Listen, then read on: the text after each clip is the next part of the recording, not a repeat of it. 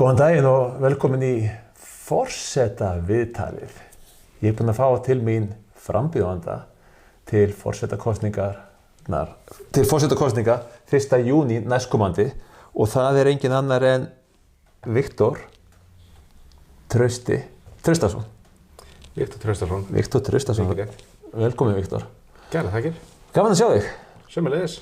Þú komst svona sem óvæntur stormsveipur inn í þessa kosningabaráttu.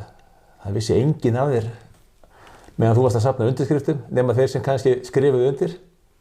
Svo varstu bara mættur. Já, eins og ég segi að þetta kom mér svo sem ekki óvart, en ég skil kannski öðrum hafi brugðið, sérstaklega þeim sem skrifuðu ekki undir. Já, það voru margir sem að flestir frambjóðendur, þeir auglýstu sig töluvert áður en þeir voru búin að ná tilskildum undirskriftafjölda, en þú gerðir þetta bara í kyrrþey. Þau orðaði það þannig. Ég vildi ekkert vera að draga athygli að þessu áður en ég væri komið með allar undirskriftirnar. Mér fannst það ekkert sérstaklega smart. Nei. Og ég hugsaði að stefnumálin myndi eiginlega bara tala sínu máli og þetta myndi ganga. Og með hvernig ég var að safna og með hvernig þetta gekk, að þá var ég búinn að reikna út að þetta ætti að ganga án þess að ég þyrfti að vera að auglýsa eitthvað sérstaklega eða vera að safna á netinu. Og það var svona í kringum 1500 þegar það leið á söfnunna og ég þurfti bara að skila. Já. Förum aðeins í söfnunna á eftir og svo lentur í einhverjum smá útistöðum við landskjörstjórn held ég hún heiti? Jú, hún heiti það. Já, og svo skulum við fara í stefnumálin. En fyrst langar mér aðeins að kynnast þér, bara persónu, hvaðan kemur og hver þinn bakgrunnur er. Því að eins og ég segi, maður þekkir svona flesta frambjóðuna af sínum fyrir störfum, en þú kemur alveg ferskur inn. Þannig að, hvað ertu fæddur og uppalinn? Við byrjum bara á því. Ég er fæddur á Landspítalanum, Hringbraut. Fyrstu minningarnar eru á stúdentagörðunum, þess að ég bjó með móður minni. Og svo er ég uppalinn í Vesturbænum, Melaskóla. Síðan bjó ég út á Seltjarnarnesi í Valhússkóla og er þar allan út menntaskólan þegar ég er MR. Já, þú ferð í MR? Já. Þannig að þú ert svona miðbæjar Vesturbæingur? Ég var alltaf 107 í hjartanu. Já. Og eftir það fer ég í háskólan. Þá vorum við flutt út í Garðabæ og síðan flytt ég til Danmerkur í framhaldsnám og er þar eiginlega bara þangað til í COVID. Já. En hvernig svona æsku árin, hvað varst að stundaði við? Varstu í íþróttum eða listum eða hvað varst að taka þér svona fyrir hendur? Spila fótbolta með strákunum í matarhlé. Já. En annars var ég meira fyrir það kannski að tefla og lesa bækur og spila tölvuleiki. Já, ok. Svona, ertu skáknörd? Sjálflærður, en ég kann 1-2 opnanir. Og ertu að tefla ennþá í dag? Já. Ertu að chess.com? Meðan þú varst að setja upp græðunar, þá var ég með leik í gangi. Já, á chess.com? Já. Og má ég spyrja hvað með mörg stig? Ég er svona millið 13,50 og 14,50. Einmitt. Í daglegri skák. Já. Ég nenni ekki að spila hraðskákir, en mér finnst fínt að geta gert leik og loka sér símanum í heilan dag og svo daginn eftir þá er hinn búinn að svara.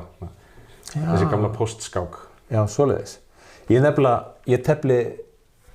uppgötvaði fyrir svona 2 árum síðan chess.com og ég teldi sem krakki töluvert. Nefnilega. Já. Og bjó á Eskifirði og það var skákfélag þar, taflfélag í skólanum og ég var ágætur. Svo lagði ég þetta til hliðar, svo var ekki fyrir svona 2 árum síðan á sonur minn að tefla á þessu vefsvæði og ég bara skráði mig inn og ég er einhvers staðar í kringum 1350 í dag í 10 mínútna skákum. Já, það var eiginlega gaman að tefla þig. Ég held að við værum bara, já, ættum að taka skáka tíðan. Getur við svona fram og tilbaka? Já, einmitt, skipst á að vinna. Já. Við kannski bara látum þetta verða veruleika. Að gera. Já, en þú spilar tölvuleiki, þú teflir, lest og þú varst ekkert í formlegum íþróttum eða spilaði einhvern fótbolta? Þegar ég var í menntaskóla þá æfði ég júdó í 2 ár. Já. Það er svona mest skipulagða íþróttin sem ég hef verið í. Og hjá Bjarni Friðriks? Já, í júdófélag Reykjavíkur. Júdófélag Reykjavíkur? Hann í Ármúlunum. Já, einmitt. Já, ég þekki Bjarna. Nefnilega, hann kom mér inn í þetta. Já. Það er bara, júdó er frábær íþrótt. Já, hann er æðisleg. Já, alltaf gaman að tuskast á og slást. Já, og það er eiginlega ekki hægt að slappa af þar. Nei. Það er alltaf alveg, tens. Já. Þetta er mikil list. Já, og magnaði hverju ég geta, pakka manni saman. Þess að ekkert sé. Já, þetta er... Ungir og aldnir og konur og kallar, sá sem er með meiri reynslu. Já. Þau oftast hafa yfirhöndina. Já, þegar kemur að bardaíþróttum, þá segi ég, þá gildir reglan ekki dæma bókina eftir kápunni. Nefnilega. Þú getur séð einhvern sem lítur ekkert út fyrir að vera mjög burðugur en svo mætur honum og það er meira en að segja það. En svo ferði hvað? Þú ferði í MR? Já, ég er þar allan á menntaskóla árum. Já, og þaðan í Háskóla Íslands? Já, þá ég hugsa oft að ef ég hefði þurft að velja framhaldsnám þegar ég var á fyrsta ári í MR, þá hefði ég valið jarðfræði eitthvað. Einmitt. Og öðru ári þá hefði ég valið stærðfræði og þriðja ári hefði ég valið eðlisfræði, en það bara vill svo til að þegar ég var á 4. ári og þurfti að velja að þá var ég byrjað frá áhuga hagfræði. Já. Þannig að það var svona valið sem ég valdi í háskóla og já, fylgdi svo eftir. Þannig að þú ert svona með svolítið raungreina hengjandi. Já, mér finnst gaman að kunna eitthvað í öllu. Já. Svona jack of all trades, master of none. Ok. Og svo ferðu til, hvað segirðu, Kaupmannahafnar? Já, síðan flytti ég þangað til þess að fara í framhaldsnám og já, ég er þar eiginlega bara þangað til í COVID. Já. Og klárarðu það í Danmörku? Já, ég er með framhaldsgráðu frá Kaupmannahafnar háskóla. Í hagfræði? Já, það var hægt að velja heilsuhagfræði og landbúnaðarhagfræði og svo líka bara hægt að velja hagfræði.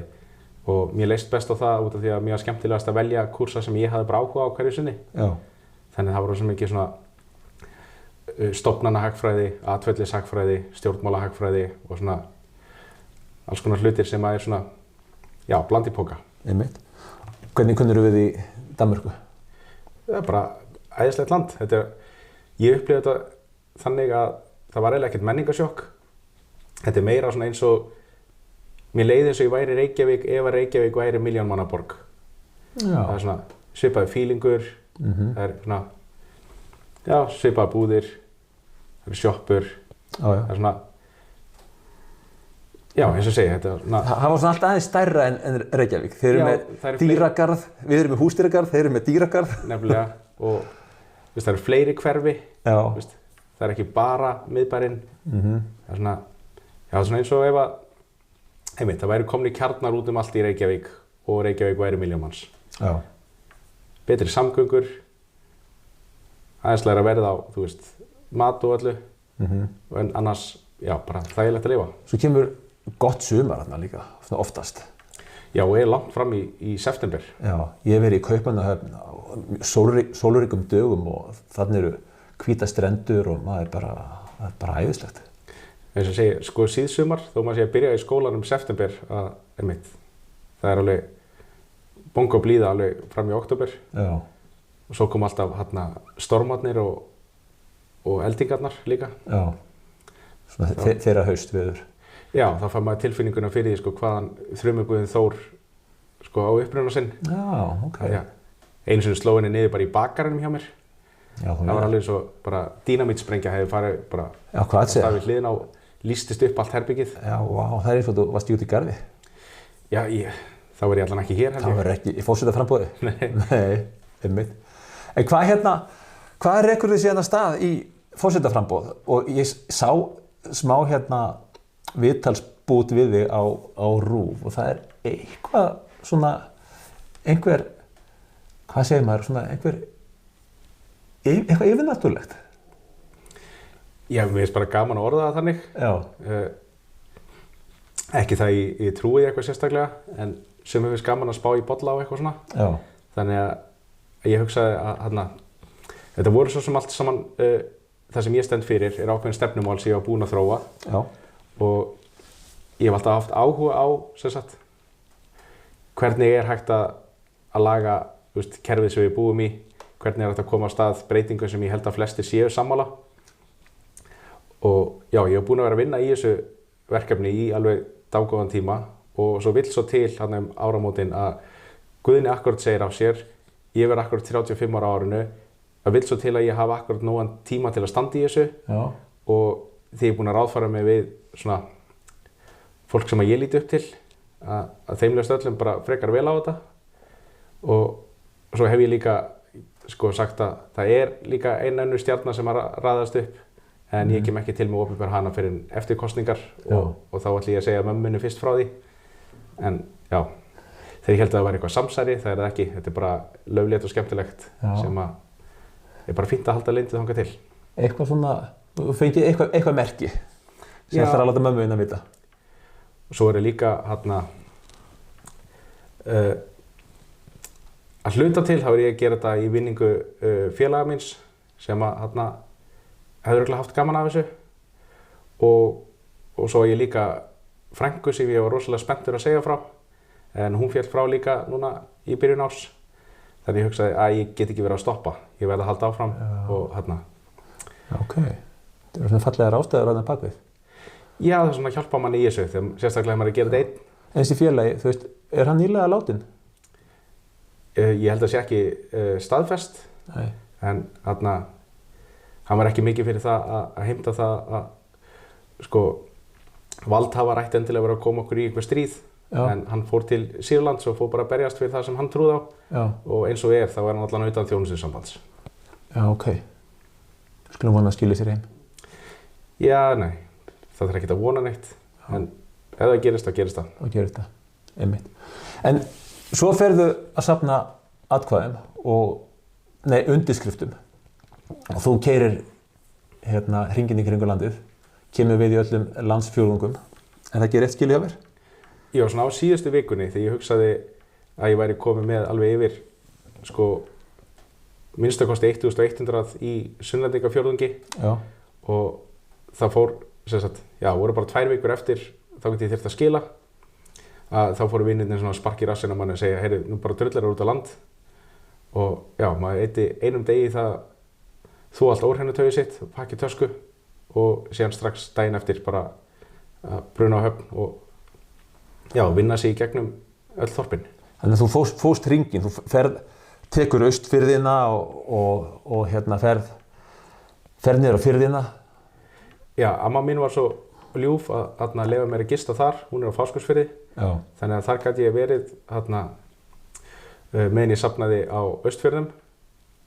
Þar sem ég fór á Norðfjörð, Eskifjörð, Reyðarfjörð, Fáskrúðsfjörð og síðan þegar ég var komin upp í hérað þá taldi ég mig vera komið nóg. Já. Og hugsaði að þá geti ég sparað einn dag. Ég gæti mér sem sleppti að fara á Vopnafjörð. Enda var ég þar í haust og ég held að það sé alveg fólk sem að vita af manni þar. Þannig að vonandi taka við ekki þannig að ég hef skilið eftir út undan. En þá gæti ég farið beint á Akureyri. Já. Ég var þar í 3 nætur. Og já, á þriðja degi þá fer ég á Sauðárkrók, Skagaströnd, Blönduós og þar stendi ég fyrir utan sjoppuna alveg til lokunar klukkan 10 og þegar ég sit í bílnum mínum og að telja blöðin þá hugsa ég einum frá því að vera búinn á Norðlendingafjórðungi. Ég ætla að spara tíma minn í staðinn fyrir að vera einn dag í viðbót til þess að ná einni manneski í viðbót. Þá hugsaði ég bruna bara beint vestur og já, var kominn á Ísafjörð klukkan 6 morguninn. Gisti í svona klukkutíma í bílnum mínum og fór svo bara strax aftur að safna. Tók allan Vestfjarðakjálkann og já, svaf aftur í bílnum mínum með kertaljós og daginn eftir þá náði ég að taka Snæfellsnesið og koma mér svo í bæinn. Vá, flott. Hvað fóru margir dagar í þetta, segirðu? Ég lagði af stað miðvikudegi og ég kom tilbaka á miðvikudegi. Í vika? Eiginlega bara akkurat, já. Já. Hvernig að, þú veist, ganga upp á fólki og biðja undirskriftir? Ég hef séð væntanlega frambjóðendur mæta vinnustæði og það ekkert margir sem eru tilbúnir að skrifa undir hjá einhverjum bláókunnum. Hvernig gekk þér bara með því að bara fara beint upp að einhverjum og biðja undirskrift? Var fólk vinveitt þér? Já, og svo myndar maður dálítið þykka húð þegar maður að þessu. Já. Þetta var stressandi fyrst, en síðan þegar maður kemst í ákveðna rútínu, þá þetta bara eitthvað sem maður spáir ekki of mikið í. Maður gerir þetta bara svona sjálfkrafa og ég reyndi líka alltaf að vera alveg ekstra kurteis. Þannig að ef það var einhver sem stóð einhver staðar eða var að vinna eða einhverjir sem sitja saman, þá bara gekk ég upp og maður sagði afsakið ónæðið, ég að safna undirskriftum, myndi vilja vera svo væn að aðstoða mig. Já. Og ef þau segja nei, þá segja maður bara afsakið ónæðið og takk fyrir áheyrnina. Ef þau segja fyrir hvað, jú, þá getur maður kynnt sig og sagt ég heiti Viktor Traustason, ég myndi vilja bjóða mig fram, ég með málefnið að hafa enga þingmenn sem ráðherra. Já. Og ég þarf að fá leyfi frá almenningi til að mega taka þátt og þess vegna ég komin til að spyrja ykkur, myndið þið vilja hjálpa mér? Og ef þau segja nei, þá bara afsakið ónæðið og takk fyrir áheyrnina og maður heldur áfram. Ef þau spyrja frekar út í stefnumálin, þá gæti ég bara lýst því hvað ég stend fyrir og ef þau vildu skrifa strax, þá bara fá þau að skrifa strax. Það var rosalega algengt að það er ákveðin hópur sem að leiðu að heyrðu enga þingmenn sem ráðherra, það var bara svona gemmir. Já, minna. Já, bara, hvar þetta blað? Ég geti skrifað undir það nógu hratt. Já. En já, svo var aðrir sem höfðu einhver skoðanir á þessu og saman hvort þau eru góðar að slæmar, þá bara þakka maður fyrir álitið og heldur áfram. Það sjálfsögðu. Já, maður kemst langt að því að vera kurteis og almennilegur. Ég hef ekki getað gert þetta öðruvísi, held ég. Nei, ég held að það fær enginn í forsetaframboð öðruvísi að vera einlægur og trúr sinni samfæringu og umfram allt kurteis og með góða nærveru. Já, ég hef oft sagt að sumir segja að þú virkar heiðarlegur og í þessu samhengi þá það bara eina sem ég hef. Já, en það traust byggist á heiðarleika. Ef maður hefur traust þá byggjast upp góður hlutir og þess vegna svo gríðarlega mikilvægt að vera traustsins verður og tapa það ekki. En ok, þú ert búinn að safna undirskriftum en björnin var ekki unnin þar með, svo þurftir að takast á við landskjörstjórn. Hún var ekki alveg að samþykkja allar undirskriftir. Var einhver formgalli á þeim? Getur þú lýst þessu fyrir mig aðeins nánar? Hvað gerðist? Það eitthvað í einhverjum kosningalögum þar sem sagt að sömu reglur sveitarstjórnarkosningar eiga að gilda yfir forsetakosningar. Þar sem tekið fram að á einhverjum undirskriftarlistum eigi að koma heimilisfang. Þegar ég byrjaði að safna þá hugsaði ég, þetta bara undirskriftir, það hlýtur að nóg að vera með bara nafn og kennitölu og svo hafði ég dagsetningu til öryggis. Og ég held að þetta væri alltaf eitthvað sem þetta laga eftir á. Sérstaklega þegar þessna helgina meðan að þau eru að fara yfir undirskriftir. Þá var haft samband við nokkra frambjóðendur og þeim er gefinn frestur til þess að safna það sem vantaði upp á eða þá að laga sína lista eða var eitthvað að þeim. Já. Og það var enginn sem hafði samband við mig. Þannig ég í rauninni í góðri trú alla helgina bara svona, já ok, ég hlýt að hafa rétt náð þessu. Já. Og síðan þegar þau tilkynna á mánudeginum að það sé ekki gilt, þá hugsa ég, það er eitthvað forvitnilegt í þessu blaði sem ég fekk frá þeim úrskurðinum. Ég ætla að lesa þetta blað. Já. En ég held að flestallir fjölmiðlar vildu vera fyrstir með fréttirnar. Þannig að þau vildu taka mig viðtal áður en ég var búinn að lesa blaðið. Þannig í þeim viðtölum þá segi ég bara, ég á eftir að lesa blaðið. Úrskurðin frá kjörstjórninni? Já, hver er ástæðan? Og þegar ég les mig í gegnum það, sem dálítill lagatexti, og það tók mig alveg smá tíma að átta mig á hvað stendur þarna, en þá stendur að ég hafi bara verið með 69 undirskriftir gildar, sem að krakkarnir kalla fyndnutöluna, og það var bara það sem ég var með á netinu frá svona vinum og vandamönnum sem þekktu mig í eigin persónu.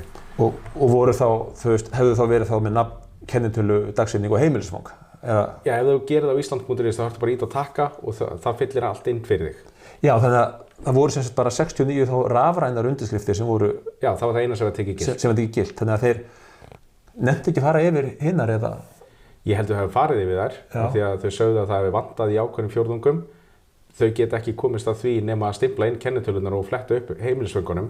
Já. En síðan fékk ég ekki þær upplýsingar. Þau vildu að ég myndi gera það allt sjálfur. Já, að stimpla inn. Já, þannig að þau sögðu mér ekki hverja veru gildar og hverja veru ekki gildar.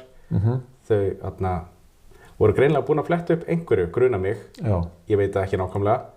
En það virðist vera að þau hafi kíkt á lögheimilinn og látið mig síðan gera það sjálfan aftur.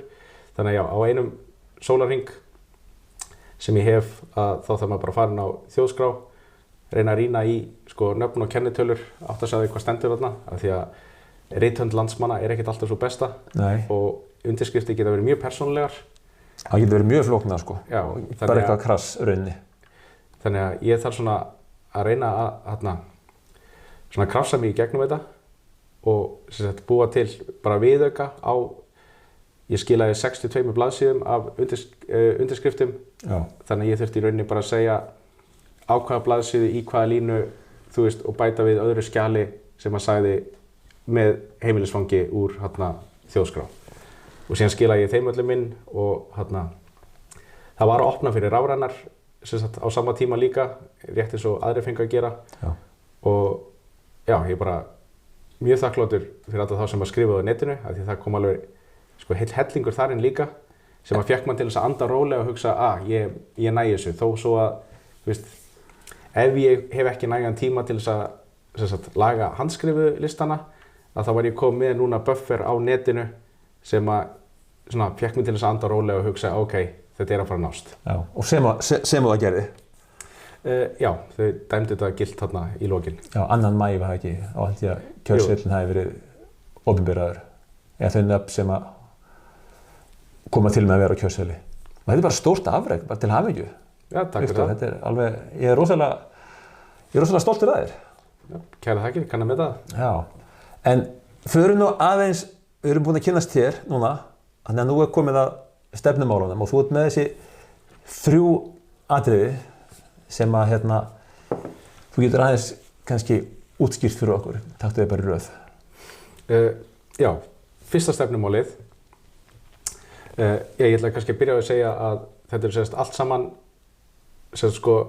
stefnur sem er ætlað til þess að takast á við stóru hlutverk forsetaembættisins án þess að þetta snúist mig sérstaklega sem persónu eða andlit þjóðarinnar, og þetta á ekki að byggja á mínum geðþóttaákvörðunum. Það á enginn að þurfa að treysta því að ég sé að gera rétt í hverju stöðu, og þetta á ekki að byggja á mínum stjórnmálaskoðunum. Þannig að óháð því hvað mér finnst eitthvað málefni, að þá mun ég ekki láta það koma í veg fyrir það að ég komist að niðurstöðu sem er í samræmi við stefnumálin. Og fyrsta stefnumálið er að hafa enga þingmenn sem ráðherra, að leyfa fólki ekki vera í 2 valdastöðum á sama tíma. Þannig að þú vilt þá tala um að aðskilja framkvæmdavald og löggjafarvald. Jú, það er þetta orðað þannig. Þrískipting ríkisvaldsins eftir Montesquieu og allt það. Já. Og það er nefnilega ekkert í stjórnarskránni sem segir að þingmenn þurfa að vera ráðherrar, og ég sé það þannig að það er örugglega búin að myndast ákveðin valdaklíka á Alþingi þar sem að meiri hluti þingmanna einhvern veginn getur deilt valdastöðum sín á milli og forseti gefur bara alltaf full leyfi til þess. Ég ætla hins vegar ekki að vera að bjóða fram mínar stjórnmálaskoðanir. Ég ætla ekki að vera að velja ráðherra eftir mínum eigin geðþótta, og ég er ekki að þykjast vera betri en aðrir í það að velja í þessu embætti. Ég held að það sé það enginn, og ég hugsa að það sé best að gera það í samráði við þingið eins og hefur verið gert hingað til.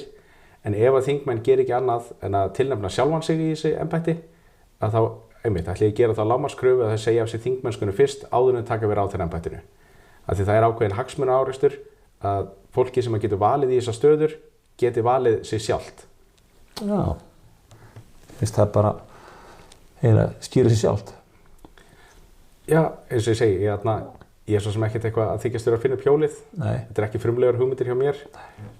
En mér hefur alltaf fundist, þegar kemur þessu, ef ráðherrar eiga framkvæma lög, sjá til þess að þau séu farið eftir lögum, en svo eru þeir líka sem þingmenn að setja lög.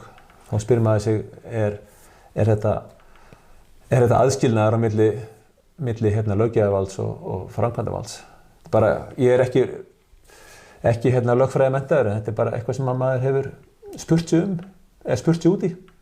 Já, stjórnarskráin okkar náttúrulega er komin í rauninni frá Danmörku, sem er enn þann dag í dag konungsveldi, og þetta er búið að vera baráttumál almennings í margar aldir, að það sé ekki sami maður sem segir hvað þú mátt gera og sem er þá sami aðili og sér það að refsa þér, og sem er sami aðili sem segir hvort að þú það eigi að refsa þér eða ekki. Já. Það er betra öryggisins vegna að þetta séu 3 mismunandi aðilar sem þurfa allir að vera sammála til þess að sé hægt að dæma þig fyrir eitthvað eða gera eitthvað. Það þykir ekki góð stjórnsýsla að vera beggja megin við borðið. Nei, og stjórnarskráin okkar með þess að tekur sérstaklega fram að hæstaréttardómarar mega ekki vera þingmenn. Já. Og forsetinn má ekki vera þingmaður. Já. Og hún segir að ráðherrar framkvæma vald forsetans.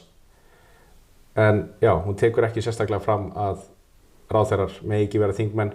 Hún segir bara að ráðherrar hafi ekki atkvæðisrétt á Alþingi nema þeir séu þingmenn. Já. Og það sem ég langar að bjóða fram er þá bara skýr stefna að ráðherrarnir fá ekki að sitja á þinginu. Einmitt, einfalt og gott. En þá stefnumál númer 2. Já, það sem er oft verið kallað málskotsrétturinn. Það er 27. grein eða ekki? Já. Fyrsta stefnumálið snýst út á 15. greinina, sem er það forseti, hann skipar alla ráðherra, hann veitir þeim lausn, hann ákveður fjölda þeirra og hann skiptir með þeim verkum. Og það er ekki þingi sem á ákveða þessa hluti, það er forsetinn sem ber ábyrgð á því.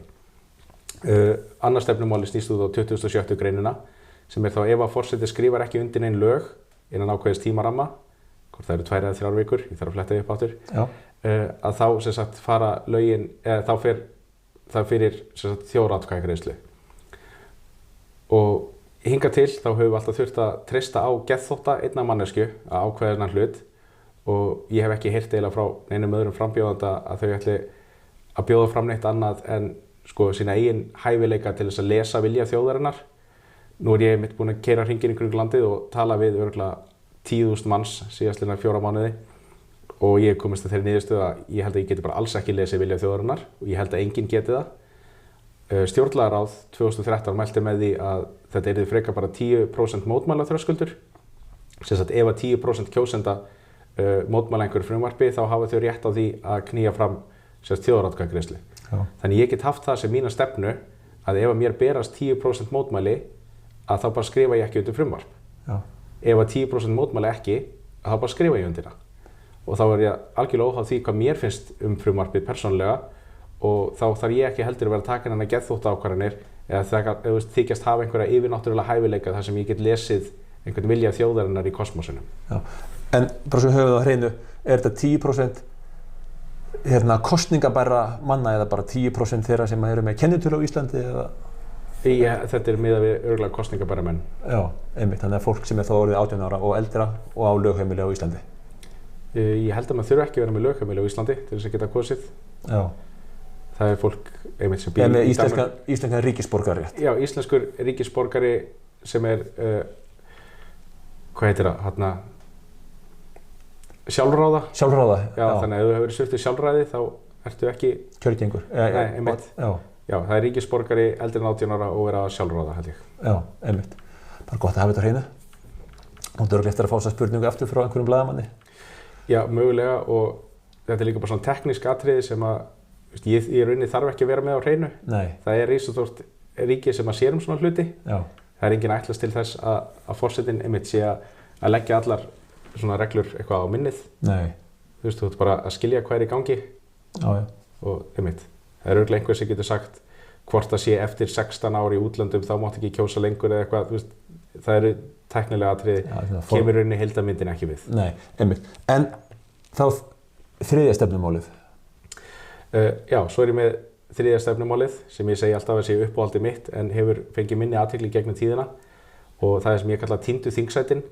Þú verður að útskýra það fyrir mér, ég er ekki alveg að skilja það. Já, það er sem sagt allur sá hópur fólks sem að mætir á kjörstað í alþingiskosningum og eins og ég segi, mætir á kjörstað, fær kjörseðil, fer inn í kjörklefan og kemur út og setur hann ofan í kjörkassan og fær ekki fulltrú á alþingi. Jafnvel þó þið skilið auðu. Já, þetta allir þeir sem að skila auðu og skila ógildu og kjósa stjórnmálasamtök sem ná ekki 5% á landsvísu. Já. Samanlagt þessi hópur, ef þetta væru ein stjórnmálasamtök, þau eiga það öll sameiginlegt að hafa ekki veitt neinum á alþingi sitt umboð. Þau hafa sagt skýrt og greinilega, enginn af ykkur tala mínu máli og síðan bara frambjóðendur af öðrum listum í kjölfar kosninga sem bara setjast í sætin þeirra og láta svo ekkert sé. Og þessum atkvæðum er rauninni hent eins og ég vil orða það. Og það sem ég myndi vilja gera er að telja saman hennan hóp eins og væri ein stjórnmálasamtök, sjá hvað hann samsvarar mörgum þingsætum og segja sem við alþingi, heyrðu, hérna eru 4 þingsæti sem eru týnd sem að þið eru ekki búin að fá umboð fyrir, þannig ég ætlast bara til þess að öll frumvörp á alþingi séu samþykkt með 4 auknum meirihluta og þá er ekkert vandamál og við getum bara haldið áfram. Já. Þannig að það mun enginn setjast í þessu sæti?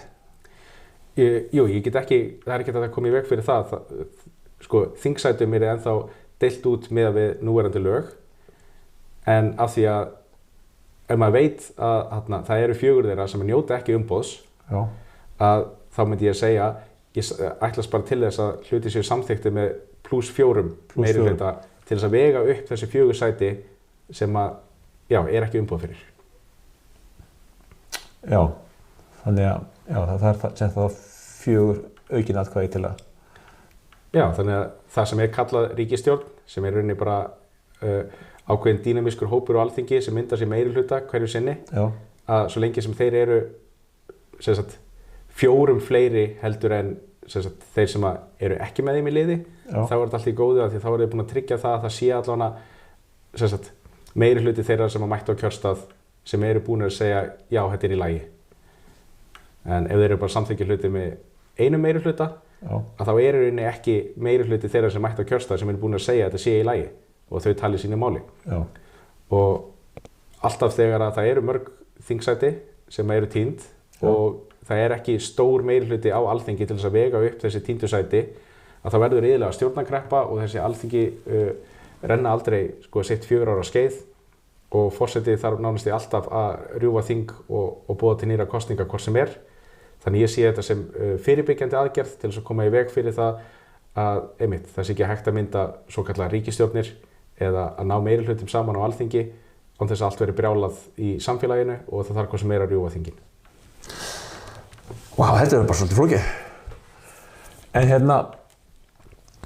ertu með einhver önnur svona hugðarefni sem að lúta að íslensku samfélagi, eitthvað sem að tengist kannski menningu, tungu eða einhverju öðru svona sem er þér hugleikið? Nú þarf ég að vera fljótur að hugsa. Nei, það er ekki að vera fljótur að hugsa, við höfum næga tíma. Ekkert sem er dettur í hug í fljótu bragði. Já. Ég persónulega hef, sem kennari, ég hef áhyggjur af tungumálinu og ég hef ekki heyrt neitt forsetaframbjóðanda segist alltaf taka skýra afstöðu með tungumálinu. En mér finnst þú tala til dæmis mjög skýra og góða íslensku og ég fagna því að þeir sem eru að bjóða sér fram eru velmáli farnir, en ég held að við þurfum aðeins að huga að það er bara mitt hugðarefni. Ef ég væri að bjóða mig fram þá myndi ég vilja standa vörð um íslenska tungu. Já, ég fékk þessa spurningu í skoðanakönnun daginn. Já. Og ég svara oft í samræði við vini mína þar sem maður hugsar uppátt og meltir aðeins spurningarnar og ég komst að þeirri niðurstöðu að það sé ekki hlutverk forsetans að gera það, hvað þá helsta hlutverk, að því að hlutverkin eru skilgreind í stjórnarskránni. Fyrsti kaflinn bara fjallar um það, þannig að ég skil ekki okkur að vera að spyrja frambjóðendur um hlutverk forsetans í staðinn fyrir að lesa bara stjórnarskrána. Ég hugsa að það eru skólar sem hafa þetta hlutverk og það eru fjölskyldur sem hafa þetta hlutverk. Já. Og bara í rauninni... Fjölmiðlar? Kannski? Já, til dæmis. Það eru rosalega margir í keðjunni sem hafa miklu meiri áhrif á þetta heldur en í rauninni forsetinn eitthvað hverju sinni. Já. En Já, ef hann, forsetanum finnst gaman að lesa ljóð á íslensku þá það bara þannig, en ég held að það sé ekki að fara að breyta sko tungumálaþróun eins og hún á sér stað í mannkyninu. Já, og tungumálinn þetta alltaf lifandi hlutur og síbreytilegt. Síbreytilegt. Já. Heyrðu, eitthvað svona, við erum komin hérna í 35 mínútur hérna, Viktor, og það búið að vera frábært að fá þig. Eitthvað sem þú vilt hnykkja á, sem þú vilt segja við þjóðina eða koma á framfæri? Nú þegar þið þurft að kannski við erum búin að leggja eitthvað á minnið. Já, nei, bara hérna, verða einhverjir, ætlar að fara einhverja aðra hringferð eða ætlar að vera með einhverja fundi? Getur fólk náðið í tölvupósti, sendið þér fyrirspurnir eða ætlar að vera með einhverja, þú sagði ætlar að vera ekki með beina kosningaherferð en ætlar að gera eitthvað svona, vera sýnilegur? Mögulega reynir maður að gera kannski eitthvað á svona Instagram og TikTok, af því það er ókeypis. Einmitt. Og fólk getur bara að skoða ef það vill. Ég ætla ekki að reyna að vera eitthvað á strætóskýlum. Fyrsta lagi kostaði pening og í öðru lagi finnst mér þetta sjálfum óþolandi. Já. Og það segir ekki neitt mikið. Þannig að ég finnst það dálítið ódýri leið til þess að sannfæra fólk að kjósa sig. Já, en það að vera í kosningabaráttu snýst náttúrulega mikið ímyndarvinnu og ég heyri það á þér að þú ætlar ekkert að taka þátt í þeirri ímyndarherferð sem er að búa til ímynd af sér sem einhvers konar fjallkonu eða landsföður þannig að þú ætlar ekkert að vera neitt að reyna að breyta þeirri ímynd sem þú ert nú þegar búin að varpa fram. Já, sko, ég tek eiginlega ekkert mark á því, sjálfur. Nei. Þetta virkar ekki á mig. Ef þetta virkar á almenning og þorra fólks, þá það bara þannig. Já. En mér langar bara að koma með annan vinkil, sem þá, þetta ekki söluafurð sem búin til af einhverjum PR-fyrirtækjum. Já. Þannig að sem borgar vel fyrir. Já, ef fólk vill það, þá bara kýsa það. Já. En það bara svo mikið sem ég get gert. Núna er valmöguleikin í boði, ef fólki líst vel á hann. En já, ef við viljum einhverja svona tilbúna ímynd sem er keypt fyrir 20 milljónir, þá getur fólk kosið það líka bara. Já.